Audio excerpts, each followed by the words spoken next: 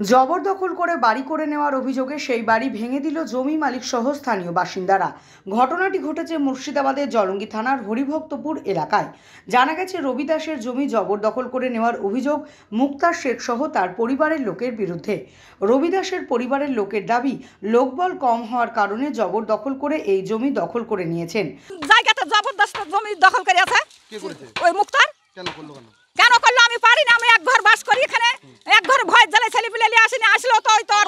তবে এই বিষয়টি অস্বীকার করেছেন মুক্তার শেখের পরিবার। মুক্তার শেখের বক্তব্য, দীর্ঘদিন ধরে আমার জমি রয়েছে এটি। আমাকে সিপিআইএম সরকার পাট্টা হিসেবে দিয়েছিল এই জমি, আর এই জমিতে অনেক বছর ধরেই বেড়ার ঘর করে থাকতাম। কিছুদিন আগে আমি পাকা ঘর করেছি, আর সেই কারণেই এই এলাকার মানুষজন রবি দাসের পরিবারের লোকজনকে উস্কিয়ে এই ঘটনা ঘটিয়েছে। সিপিএম পার্টিতে দিয়েছে, আমি বাড়ি করেছি 25 বছর হয়েছে। কে দিয়েছিল? হ্যাঁ, সিপিএম পার্টিতে।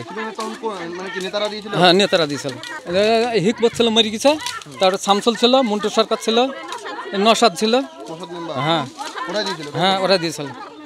যদিও এই বিষয়ে স্থানীয় সাদিকান্দিয়ার গ্রাম পঞ্চায়েতের প্রধান মহাবুল ইসলাম বলেন, আমি একাধিকবার দুই পরিবারকে ডেকেছিলাম। রবি দাসের পরিবারের লোক আসলেও এই ঘটনায় মুক্তার শেখের দেখা পাওয়া যায় না, আর সেই কারণেই হয়তো রবি দাসের পরিবারের লোকজন এই ঘটনা ঘটিয়েছে।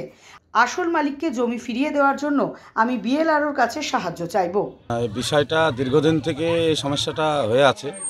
এখানে আমাদের 4 থেকে 5 খান ফ্যামিলি রবি দাসের ফ্যামিলি বাস করে।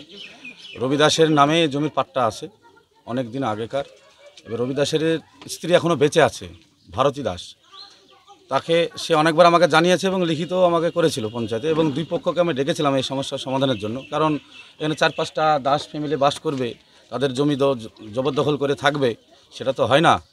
তাই আমি ডেকে পেটেছিলাম, তারা যায়নি। এবার আমি ডাকার পরে যখন আসলো না, তার জন্য বললাম আপনারা আপনাদের মতো দেখুন, আইনের ব্যবস্থা নিন। তাই ওরা নিজের জমি, আপনারা তো বুঝতে পারছেন, নিজের সম্পত্তি কীভাবে রক্ষা করতে হবে, তাই তারা সেই কাজ করেছে। এটা অন্যায় হচ্ছে, মুক্তার এই দাসের রবি দাসের ফ্যামিলির উপরে অন্যায় করছে এগুলা। কারণ ওদের নামে পাট্টা আছে, কেন ওর সম্পত্তি দখল করে রাখবে? বাংলা টুডে নাও।